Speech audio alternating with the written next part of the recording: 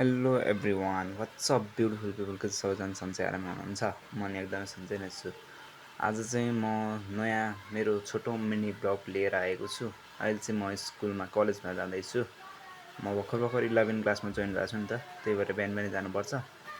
अब चाहिँ कलेज पुगेपछि भेटौँ है त। कलेज पनि पुगिसकेर साथीहरूसँग पारा पारा भनिरहेको छ होइन, म कति ह्यान्डसम छु हेर त भन्दै यही देखाइरहेको छ क्या। अनि यता पनि देखाउन भनेर देखाइरहेको थियो। ऊ चाहिँ जहिले त्यो यस्तो के भन्छ चिउँडे बनाएर बसिरहेको हुन्छ। अनि त्यहाँबाट चाहिँ उसले चाहिँ क्यामेरा लान्छ, यता ल्याउन भनिरहेको थियो। मैले चाहिँ हान्न खोजिरहेको थिएँ। अनि त्यहाँबाट फेरि पनि उसले बोकिरहेको थियो क्या क्यामेरा चाहिँ।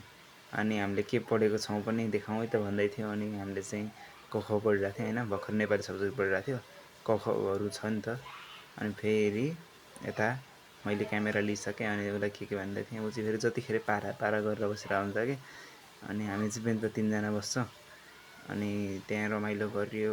अनि त्यहाँबाट अहिले चाहिँ हामी यता घरतिर आउनु लागेको। उसको घर चाहिँ मेरो कोठा रुमभन्दा अलि नजिकै छ। ऊ र म चाहिँ सँगै आउँछौँ गाडीमा।